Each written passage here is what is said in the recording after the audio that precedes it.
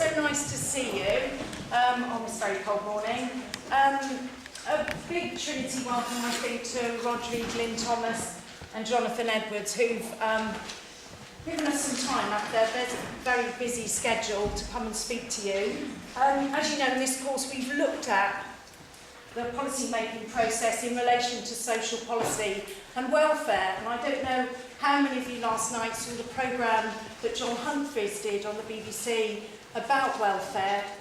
And as you know, we are still having a debate about social welfare, who is entitled to support and who isn't, what is deemed a person in need and who isn't.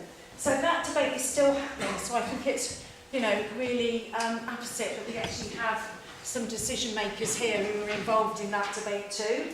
We've also looked at the actors involved in the policy making process and the different levels of governance.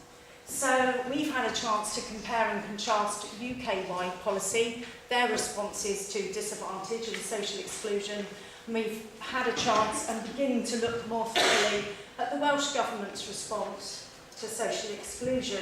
So I'm very excited that we have Jonathan and Rhodri here to give us some of their time and to talk about that relationship between the UK and Wales and to talk about their roles in decision making. And I think Jonathan's going to go first.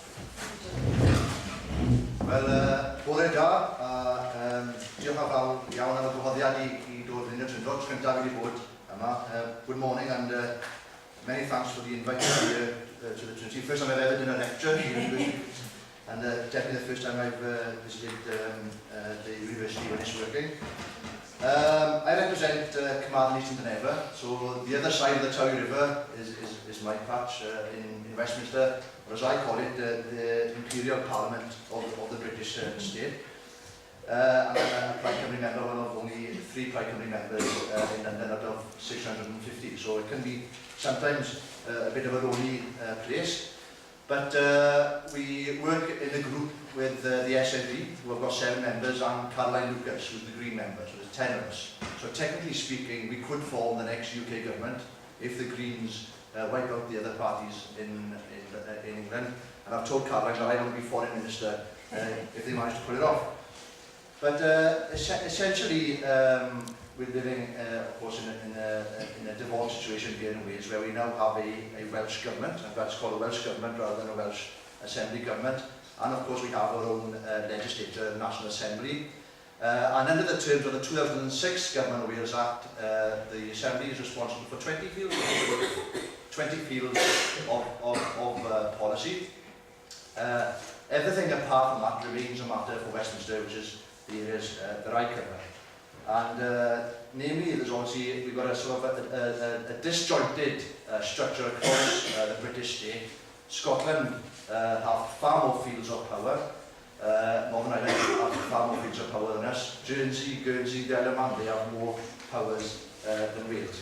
So the sort of areas that remain reserved in its entirety are matters that relate to home affairs, foreign affairs, taxation, and then the benefits on the welfare system. Some of the 2 key areas, I suppose, that are of interest to you. And I think that perhaps one of the great paradox of the creation of the National Assembly in 1999, and of course is very much built on the model of the Labour Party. We didn't have the same sort of wide-ranging consensual approach that they had in Scotland in terms of creating that devolution model. It's very much a model based on the Labour Party, based on, it's more or less seen as a sort of justice body.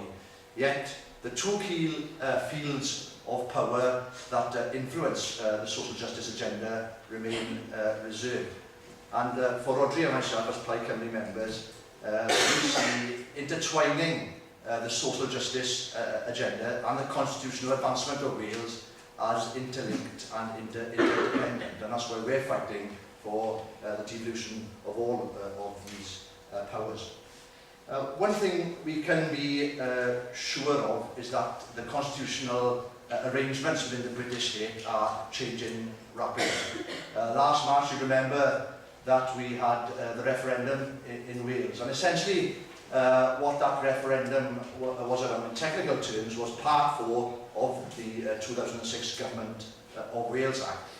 And essentially what it did was enshrine the sovereignty over those fields already devolved to Wales via the 99 Act of the 2006 Act, those 20 fields I was talking about, that the Assembly, as the body representing the people of Wales, would be the body responsible purely for those areas, able to legislate in those areas. Because the system that was happening prior to 2006 was that the Assembly wasn't able to pass laws even in its own fields. It was able to pass secondary legislation, but primary legislation remained a reserved matter. The 2006 Act, there was a bit of a stepping stone, although Peter Haynes seemed to think that it would be a solution that would last a lifetime.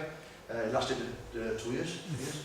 But that started what they call a legislative competence system, which meant that if Westminster thought that the Assembly should be allowed to pass laws within a specific field within those 20 policy areas, they would pass an LCO, a Legislative Competence Order, which would then enable the Assembly to pass measures. And we were, of course, as a party, were part of the third Welsh Government between 2007 and 2011. Rhodri was a minister in that government, and we saw firsthand in some of the things that we tried to push through how cumbersome and difficult that process was. And I'll give you one example. Rhodri will talk far more about the Assembly, but the housing outgo was a big policy objective for us. We had a housing minister as well, which we were to promote social housing. It was held up in London because of the dogma of the London parties. The Labour Party because they didn't want to see powers devolved down to Wales, or the Tories because they were against scrapping right to buy, which I think was one of the most disastrous policies of the Thatcher government in the 80s. But the nature of the British state is changing rapidly.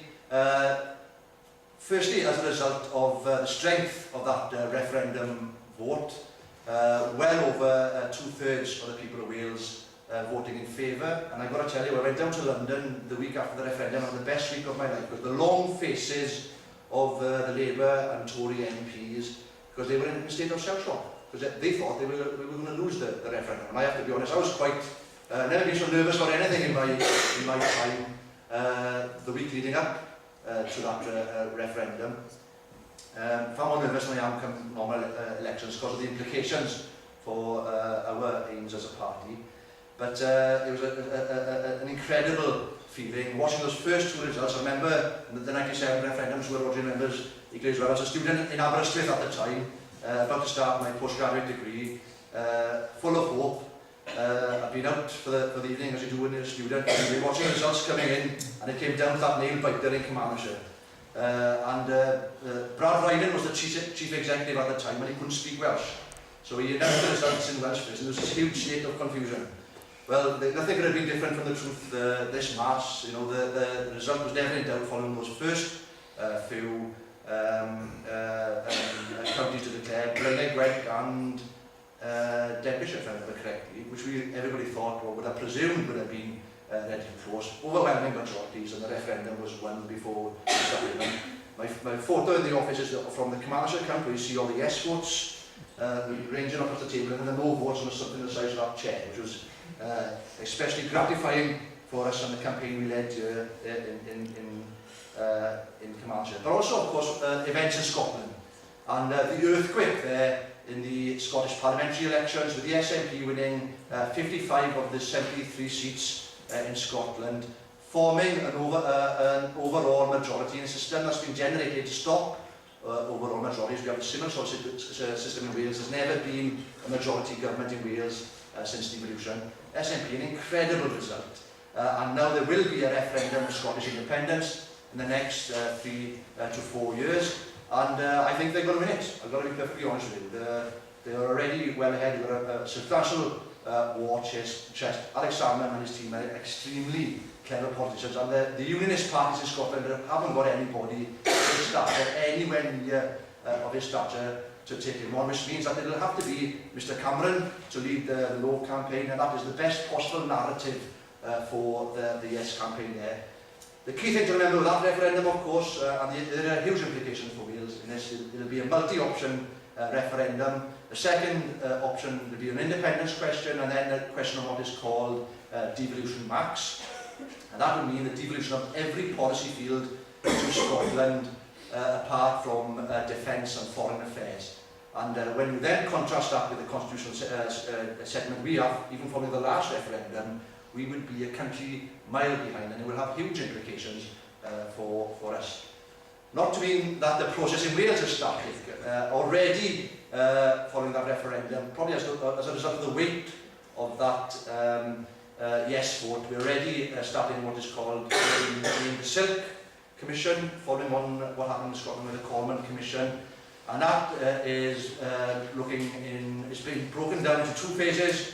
The next year we'll be looking at the financial powers of the Assembly, and I think that's one field that needs to be addressed, that we need to have fiscal powers in Wales, talking about the taxation levers I was talking about before, because that's essential if you're serious about getting grips with developing your economy. We would be arguing for the utmost range of financial powers, including income tax. Obviously, a progressive taxation system is one way in which to create a socially just society. And unfortunately, what we've got in London is a very aggressive taxation regime.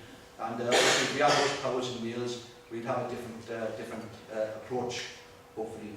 The second part of the Commission, the following year, will be looking at the extra fields of responsibility in Wales. And obviously, we'll be arguing, again, for the full range of fields, but primarily we'll be looking at issues such as broadcasting, criminal justice and legal jurisdiction. And I'll be arguing that there's no reason why Wales shouldn't have the same powers as Northern Ireland to administer their own welfare system, which is probably something that will be interesting to you. And we're very much hopeful that it has to lead to another Government of Wales Act. I think one of the big sticking points in Welsh politics over the next few years is whether this Commission now will lead to a Government of Wales Act before the next general election. If it doesn't, my party certainly will have major issues with the UK Government, and that would dictate how constructively we engage with the Silk Commission. If we have those assurances that if there's cross-party agreement and a consensus on the Silk report, that is enshrined in legislation and in the Government of Wales Act, we will engage positively with it. But if we think that this is an exercise to kick the whole issue about the advancement of our country into the long grass, then obviously that will have implications. And there'll be a debate on the Silk Commission in Westminster on Thursday, where I'll be making some of those points. For myself, my background prior to becoming a member of Parliament, I was head of policy for the CAB in Wales, Citizens Advice Cymru, and therefore social justice is a very, very important issue for me.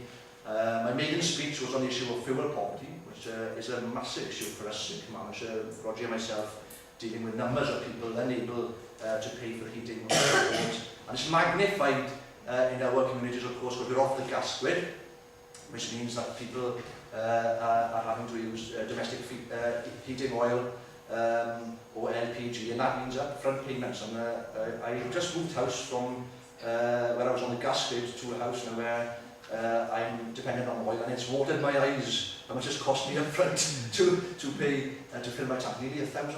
And you know, if you're someone who's on a fixed income, living on benefits, you know, that sort of upfront cost can leave you extremely exposed. And I think there's major issues about the energy market, the competitive market, as it's called in gas, just simply doesn't work. It's a cartel, and we've had successive failures from UK government and the regulator in refusing to act on this. And there are also serious issues about the way oil providers in these sort of areas operate, whether there's cartel-like behaviour there as well.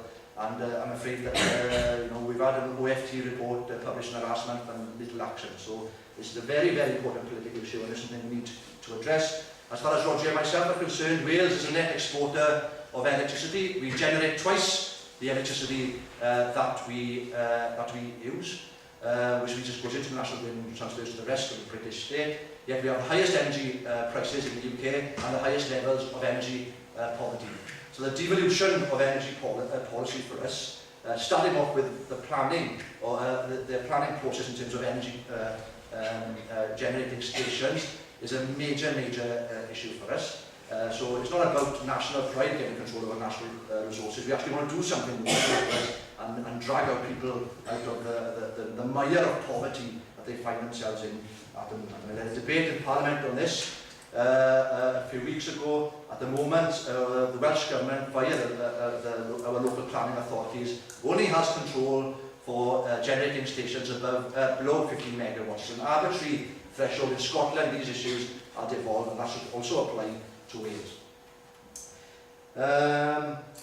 I think that the situation we find ourselves in shows a clear lack of ambition on behalf of the Welsh Government at the moment, I'm afraid. And I think there was a feeling during that third Welsh Government that Wales was on the move. There was clear objectives. And I think this is one of the strengths, actually, when you have a coalition programme.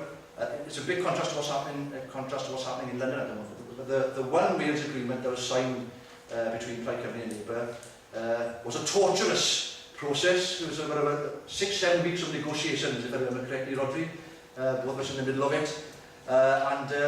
You know, with a clear programme of government following that. And there's a clear notion that Wales was on the move.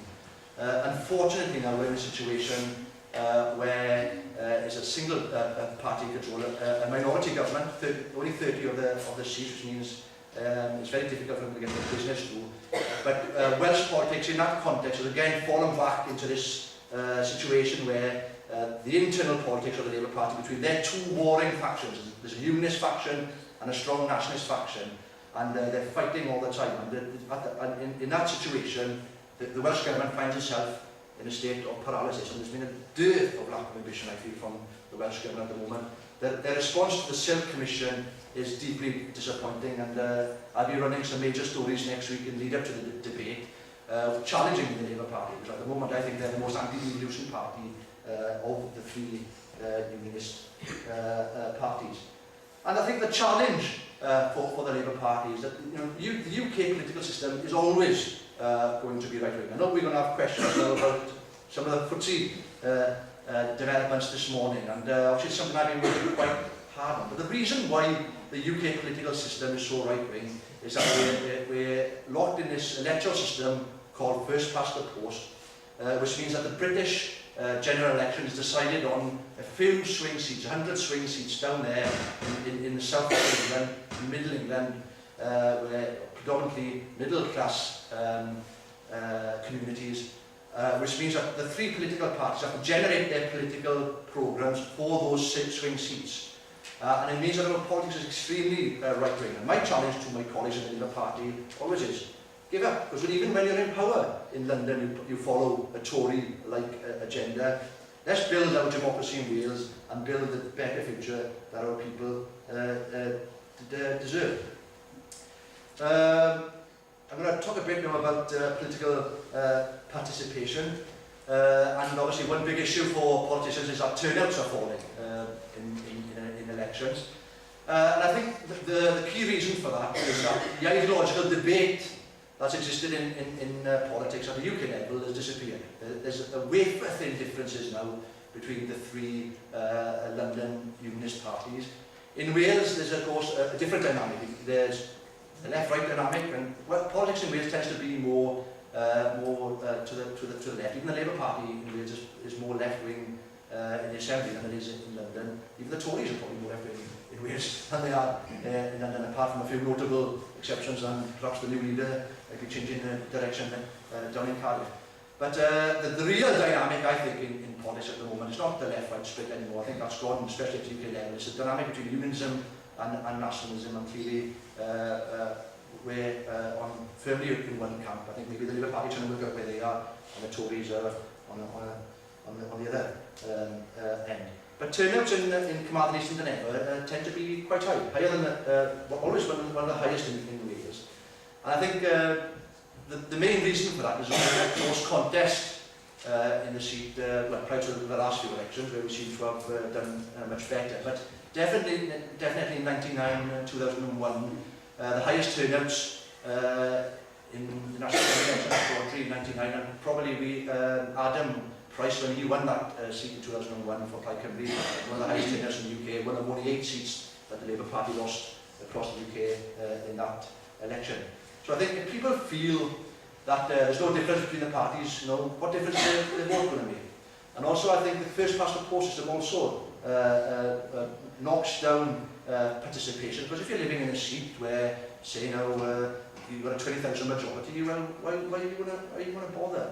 And I think it was a tragedy really, the way the Lib Dems completely mishandled the electoral reform agenda. They had a once-in-a-lifetime opportunity following the last general election, and they decided to go on this referendum on AV, which is a system that nobody would be that enthusiastic about. I think in referendums you've always got to get clear choices.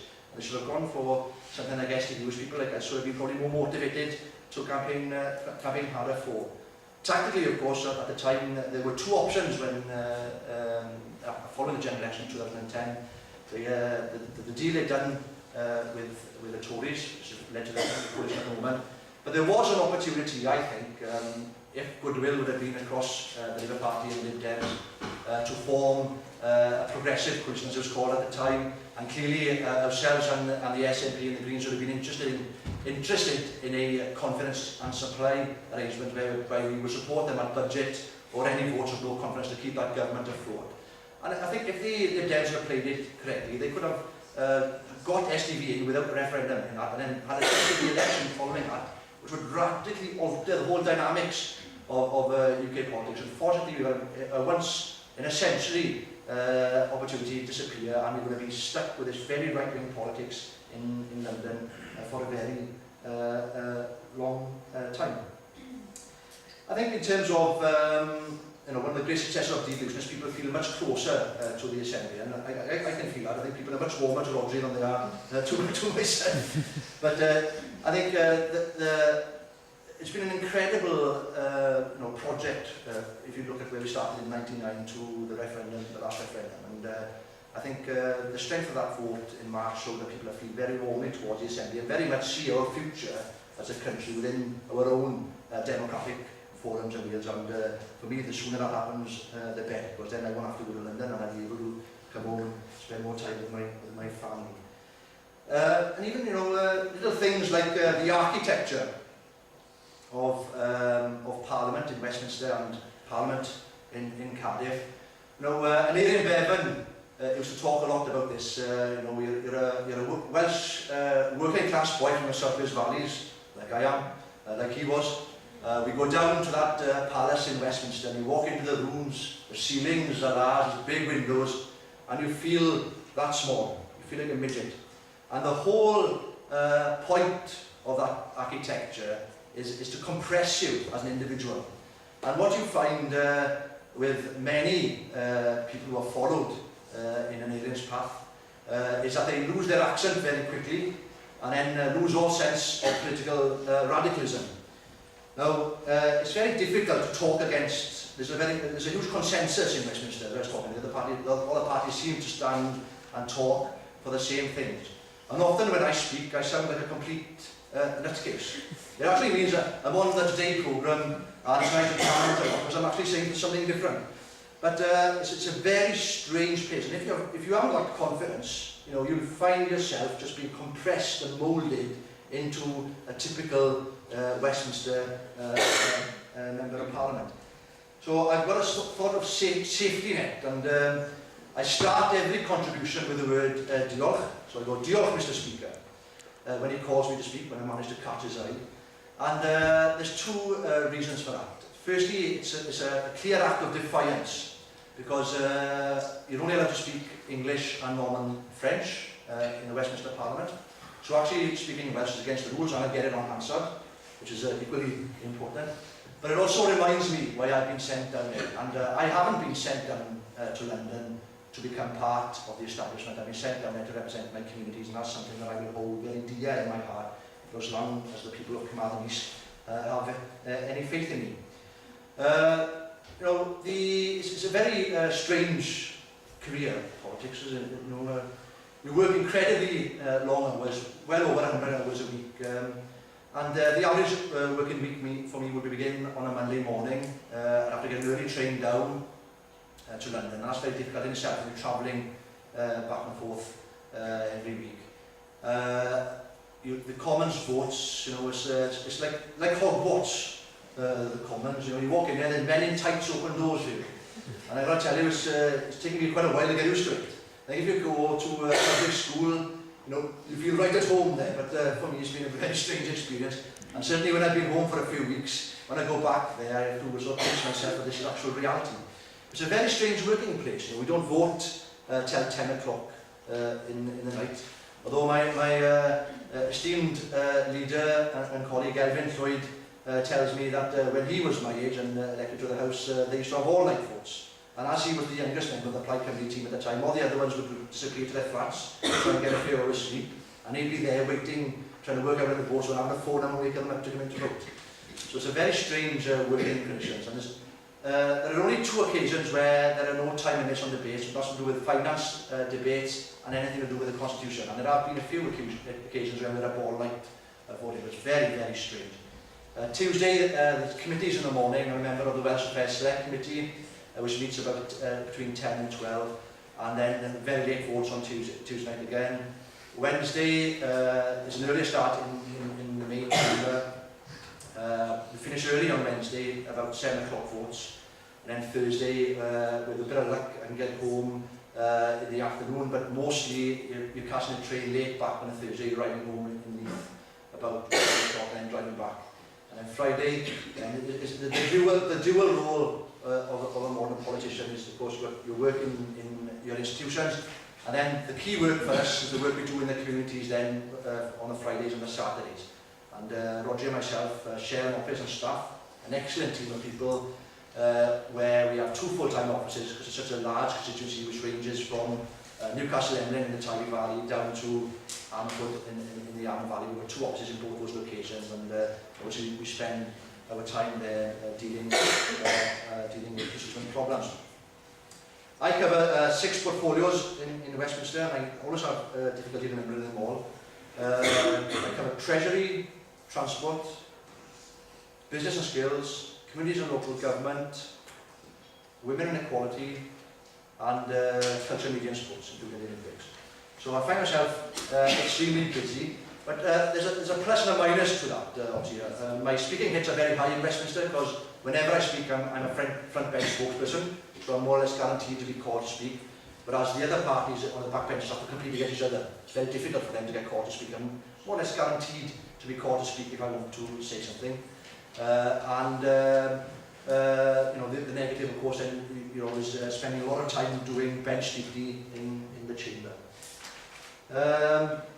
You know, politics is rapidly changing, and I'm a big believer in the use of social media. So I use a lot of my Twitter accounts and Facebook and my website to try and communicate with constituents, but also to shape the agenda. Because the key thing with those things, I think I've probably got about 1,000 followers on Twitter. I'm not sure how many of them are from Carmarthen East and Dunedin, but is the political journalists that follow what you're saying. So often you can plant the seeds or ideas in their minds and also sometimes criticise their performance, which they don't like. But there's a very useful tool. I think what Obama did in the US presidential election was essentially run a virtual campaign. The US, of course, an enormous country, and he was actually producing things daily, speeches, etc., streaming them, but people were following the campaign online. I don't think we've quite got to that situation yet in Wales, but I think with the demise, unfortunately, of our mainstream media, huge cuts in BBC political programming, SOC, the Fed, ITV, hemorrhaging, the Western Mail losing readers, Daily Post losing readers, no big mainstream media forum for our politics.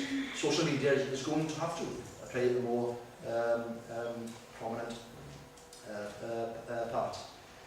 I think, you know, I was talking about Parliament and this, you know, sort of seemingly deranged systems, and probably the worst one for me is actual voting, because I'm sure some of you have been to the Commons, and the way it works is you actually just walk through a lobby.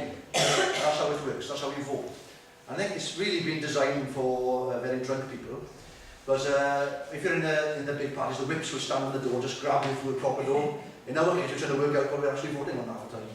But it's a very strange process, a very laborious process, and I really despise it, especially if I have to vote with the government. Because there's so many people in the room, it's very claustrophobic, and it takes 25 minutes. And if there's one thing I hate in life, it's queuing, and that's like, I seem to be spending most of my time doing that at the moment. So why they can't give us some pad just to press a button, I don't know. There seems to be a far more simple way of doing it. And also in the Commons, when you speak in the third person. I think the assembly system is far healthier when you speak to people face to face. And it's a very strange situation where you're actually speaking to somebody through the speaker.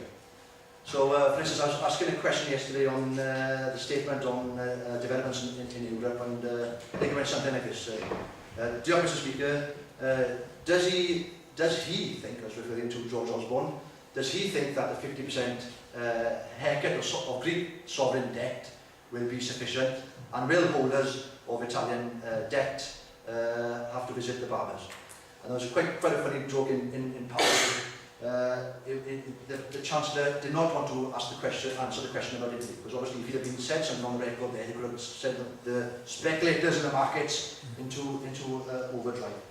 The legislative process quickly is, again, very strange, and I don't know if it's somewhat naive going down to Westminster. I thought we as backbenchers would be able to have far more influence over the legislative process, but we tend to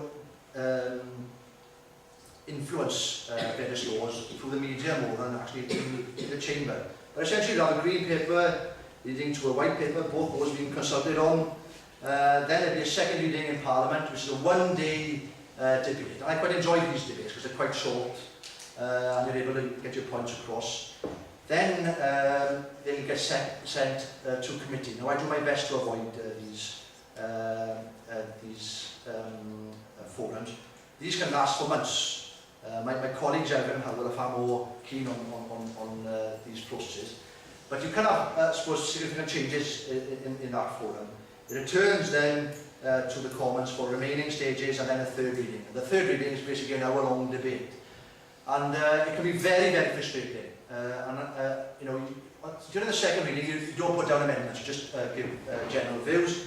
But during the committee stages, of course, you can put down amendments. And then the remaining stages, you can put down amendments. And often I find myself putting down amendments at remaining stages and looking at the order of business and only a few hours given to debate, knowing fully well that important amendments that I brought down won't even be debated. Which means then I have to do a speech in the programme motion debate which follows before then, voicing my displeasure. It doesn't make a difference because they just push it through anyway. It's very, very frustrating that you don't get the time to actually go through some of these detailed points that need to be raised. And one example clearly is the recent Public Bodies Bill in Parliament this week. It was brought forward last Thursday, a week in advance. It was a bit of dirty tricks by the government to give less time for us to put us knowing that us Lib Dems and Labour were talking to each other about what we were going to push. And important clauses on S4C. There's been a massive debate over the last year, they weren't even debated, and there were clauses in my name in relation to consumer advocacy in Wales, which might be of interest to you, with big changes in that field happening in the next few years. I was trying to preserve and protect at least the resources and the functions that we have in Wales, maybe not necessarily the model we have at the moment, but the functions and the responsibilities that we have in Wales, and that wasn't even debated at any stage of that bill, which is I think a tragedy. Of course, the same processes go through the laws as well. I think I'll leave it there. I think we've only spoken for enough there. We'll get an opportunity to talk about the far more interesting world of the National Assembly.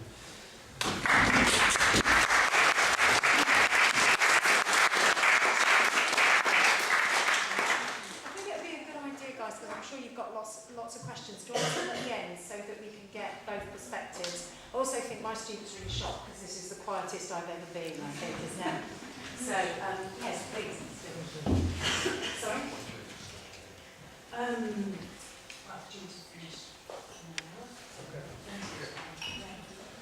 Diolch yn fawr iawn. Diolch am y gwahoddiad I fod yma. Bore da. Good morning to you all, and that has developed into one of the most memorable phrases in Wales. If you, some of you remember, 1997, and Ron Davis, on the morning following the referendum, Jonathan's referred to that, greeted Wales by saying good morning, and it's a very good morning in Wales. And as Jonathan said, we won that referendum thanks to Carmarthenshire by a hair's breadth. I was in Cardiff that night, throughout the night, and I hadn't had any sleep by the time I went to listen to Ron Davis announcing that Wales was now a devolved nation. But I can go back a bit further than that. Actually, I can go back to the 1979 referendum, which was a situation where Wales lost that referendum by a vast majority. It was also lost in Scotland, but in Scotland the situation was a lot closer. And what happened in Scotland following the 1979 referendum was they created the Scottish Convention, which was basically made up of all kinds of organisations within civic society in Scotland, who decided to come together to hold a dialogue, a discussion with people in Scotland about devolution, about the need for devolution, how devolution would change politics and political life and social life in Scotland. And we didn't do that in Wales. So we went from a situation where we lost a referendum in '79 to a situation where we again faced a very difficult referendum in '97. And I don't think it's any secret to say that the reason perhaps why we won that '97 referendum was that they held the referendum in Scotland a week before and they won it clearly in Scotland because of that debate they had. And perhaps when you look at the difference between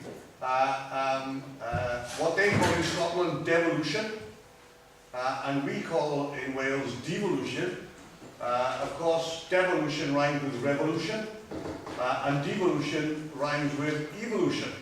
And that's the difference. In Scotland we've seen a massive change in terms of political life there. And if you look at the settlement after the '97 election, after the '97 referendum leading into the '99 election, if you look at the settlement, in Scotland what you've got basically are a list of non-devolved areas, and everything else is devolved. In Wales, as Jonathan said, we have 20 devolved areas, and everything else is non-devolved. And there are areas in health, for example, which are devolved. So you would think corresponding areas in education would also be devolved, but they're not. And there's no reason for that. Apart from the fact that some mandarin in Westminster decided, oh no, I don't think we'll devolve that to Wales. So then you get strange situations like the 1996 Cycle Path Act, and you've got clauses 1 to 8 which are devolved and 10 to 14 which are devolved. So the question is, what's so important about clause 9 that they haven't devolved it? And when you look at it, there isn't any reason other than it hasn't been devolved. But that's created a situation where very few people actually understand the devolution settlement, the constitutional settlement which we have in Wales. I remember listening to David Lambert, who was at the time the leading constitutional lawyer in Wales. And he came to give a talk in the National Assembly about 2 years into the first Assembly to explain to us what the constitutional settlement was. And he started by telling us, I don't understand the constitutional settlement for Wales. And therefore there have been great difficulties over the years to try and ensure that in Wales we are doing things which actually impact on people's lives and make a real difference. Because we continually come up against the barrier, oh, that part is not devolved. Recently I met an organisation called Headway, who are very concerned about people who have suffered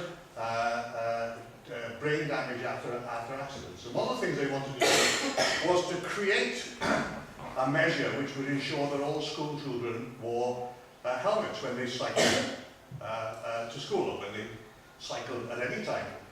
So we were looking at the possibilities, found out, of course, that was a reserved area, so we couldn't legislate, even after the referendum earlier this year.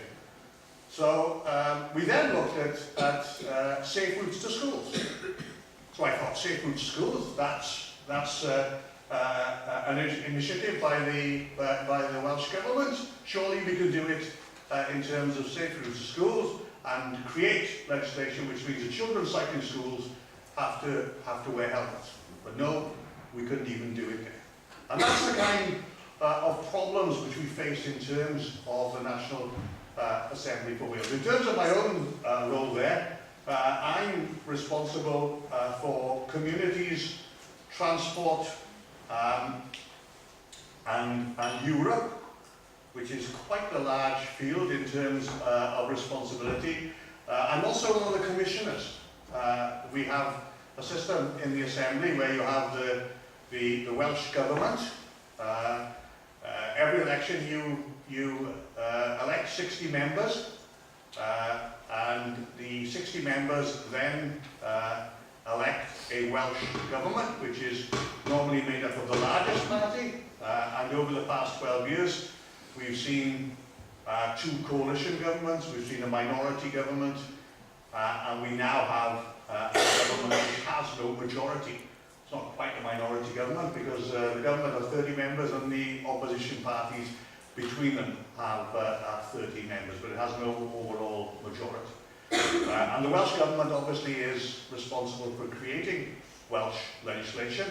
We then have a separate body which is called the Commission, which is responsible for the Assembly itself and the work the Assembly undertakes, other than governmental responsibilities. And I'm one of the 4 commissioners responsible for those activities, and my responsibilities include outreach, the outreach programme. So I'm responsible for trying to engage with people like yourselves and trying to get you involved in the political process in Wales, trying to get you interested, trying to get you to feel that you have the opportunity to actually influence decisions in the Assembly, as well as other things. I'm also responsible for social networking, although I don't. I've never quite understood tweeting or Facebook. I'm not sure whether it's a very good thing for a politician to do that. There is this danger that about 11 o'clock at night you have this very good idea which you decide to share with everybody, either by tweeting or Facebook, and then you wake up in the morning and think, oh dear, why did I do that? But I am also responsible for ensuring that those are available, and you can actually contact the Assembly through Facebook or by Twitter if you so choose. So hopefully we are trying to reach out. In terms of some of the things we do in the Assembly, in terms of my working week, it's not that different to Jonathan's, apart from the fact that I'm able to be in one or both of the constituency offices on Monday, and then travel down on Monday evening, sometimes after a meeting, down to Cardiff, because we start very early in the morning, and those of you who try to get into Cardiff at any time between 7:30 and 9 o'clock in the morning know it's very, very difficult. So normally get down there on a Monday night, then there are meetings on Tuesday morning, and there's a group meeting on Tuesday morning where we look at the business for the week, and then there's normally an organisation or an event organised for lunchtime, and then we have a plenary session between 1:30 and any time really between 5 and 7:30 in the evening. Voting in the National Assembly occurs at some point after 5 o'clock in the afternoon, and depending on what business is on, it can sometimes, rarely though, but it can sometimes happen at between 5 and 5:30, but normally it goes on past 6 o'clock. And then there will be events in the evening where organisations again come in, and we try and engage with them. Wednesday mornings, there are committees, plenary in the afternoon, and committees again on Thursday morning. Bearing in mind there are only 60 members, most members are on 2 or 3 committees because of the fact that we have to have political balance on those committees, which means that we have to have people serving on a number of committees. It does take up a lot of time because you have to prepare for the committees. And of course, some of those committees will be legislative committees, although there hasn't been a lot of legislation since the election. This will develop certainly now for the Assembly, and it will mean that there will be very detailed discussions in those legislative committees, because obviously we have to get the legislation right. Now in Westminster they have 650 people scrutinising legislation. Even though we're confined to 20 devolved areas, you know, it's obvious that 60 members scrutinising the legislative programme is going to be very, very difficult, and it's going to take up a lot of time. So the kind of things we have been doing in terms of social inclusion, and it's perhaps interesting to note here that you know, people sometimes think that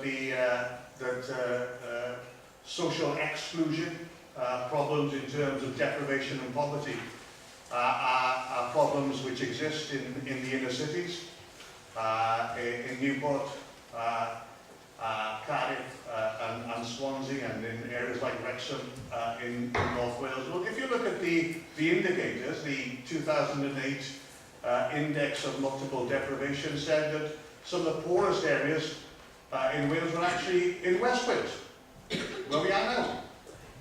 And those rural areas where you basically have low wages, you have housing which is very expensive. As Jonathan said, quite often you're not connected to the gas grid, which means that you have to use more expensive forms of heating. You have to travel further. Fuel is more expensive. All these issues exist in these rural areas, and some of the things which we try to do in order to address those issues, and I think one of the great successes of the One Wales government, the last coalition government which Plaid Cymru was part of, was in terms of affordable housing, where over 8,000 affordable houses were built over a 4-year period. It would have been more, apart from the fact that the whole process got caught up in London, but 8,000 affordable houses were built. We have done things like free breakfast in school for children, free bus passes, free access to leisure facilities, free swimming, free prescriptions, and some of the other parties, the Conservative Party certainly, sometimes the Liberal Democrats, you never quite know whether the Liberal Democrats, sometimes they support things, sometimes they oppose them, sometimes they support the same things and oppose the same things at the same time.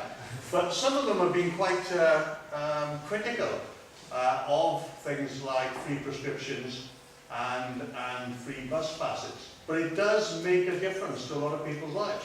Free prescriptions, for example, can mean the difference between people actually going from benefits into work.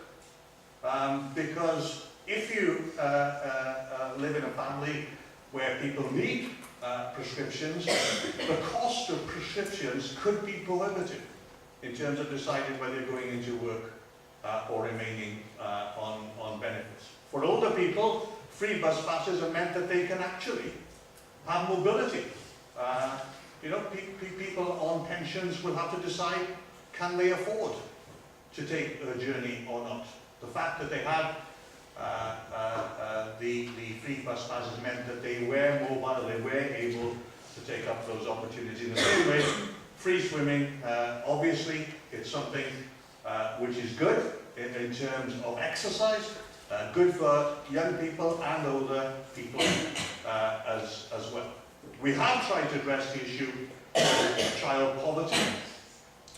We haven't been able to make many inroads, but it is certainly on the radar as far as the Assembly is concerned, that we are trying to address that problem, which is obviously a major problem, not only in Wales, but throughout the UK.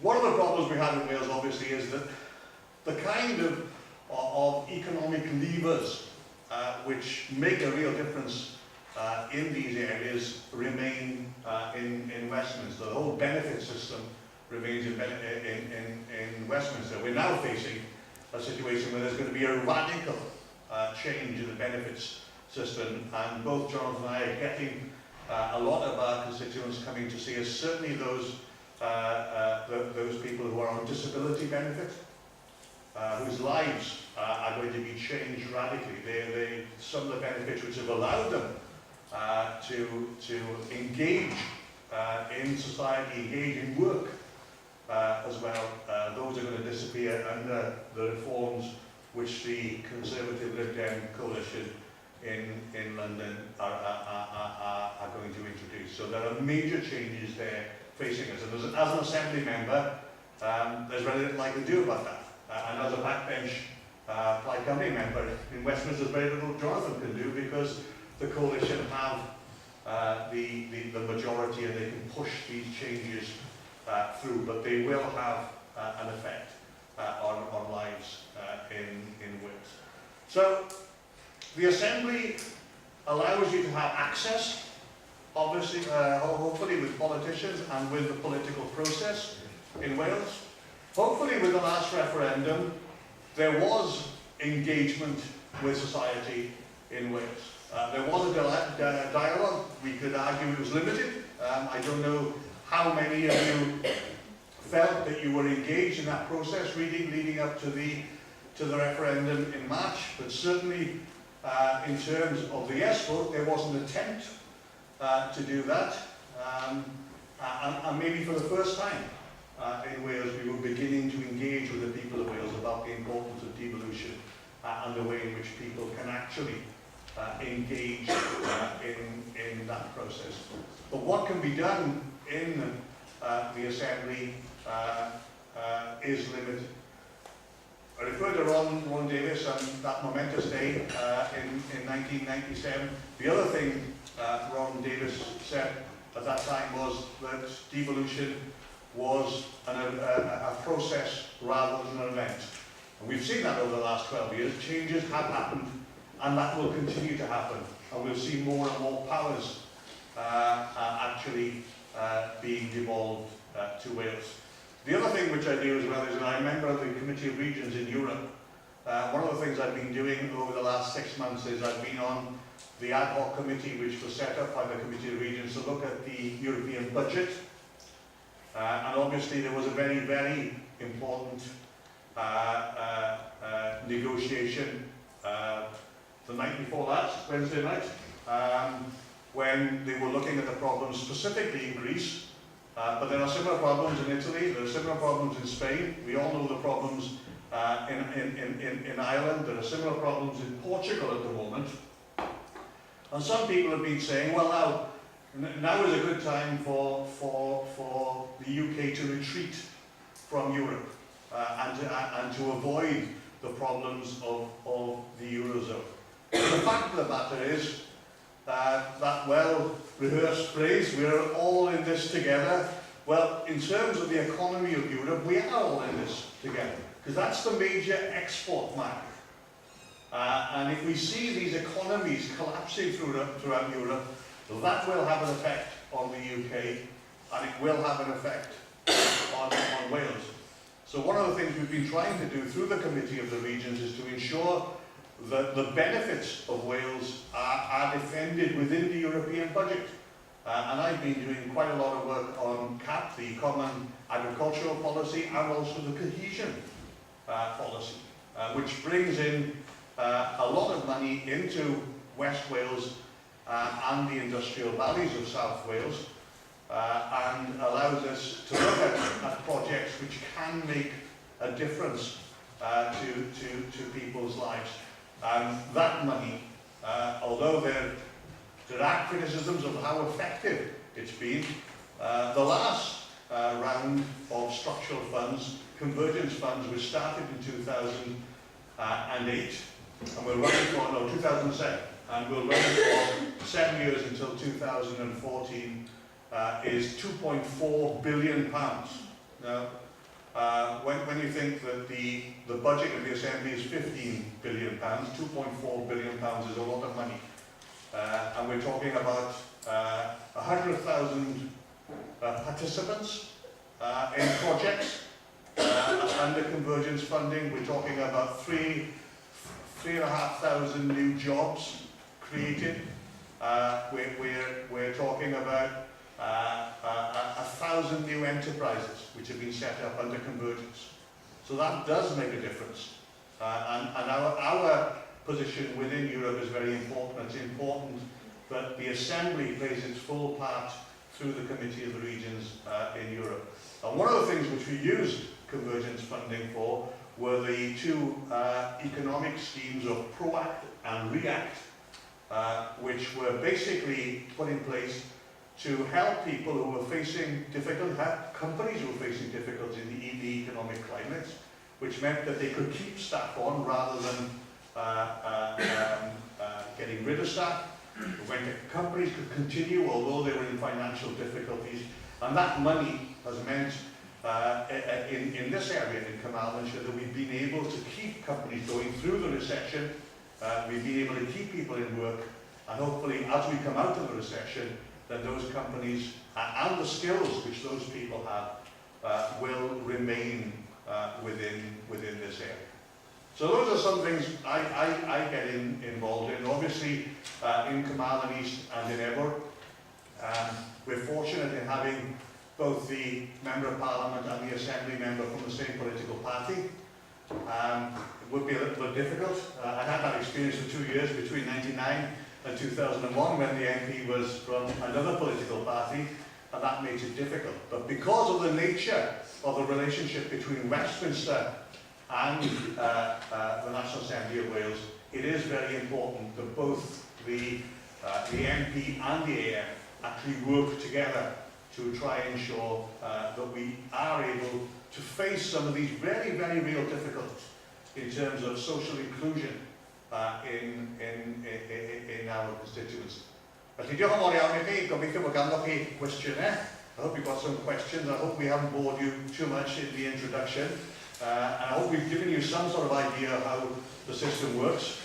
As David Lambert said, he didn't understand it. I don't quite understand it either. I've not met anybody yet who does quite understand it. But we try and make it work as best we can.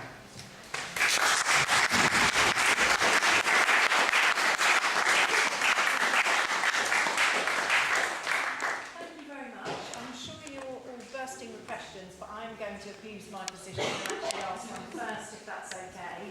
Something we've been talking about a lot over the course of the year that you've been studying here is the End Child Poverty campaign. So it's something we've been thinking about, and we know that we have certainly in the UK the accolade of having probably some of the most unhappy children in the developed world, and also some of the poorest. And we looked last week, if you remember, that it had been predicted by the Institute for Fiscal Studies that probably you're going to see about 400,000 more children across the UK falling into poverty, so far from actually meeting our targets to end child poverty in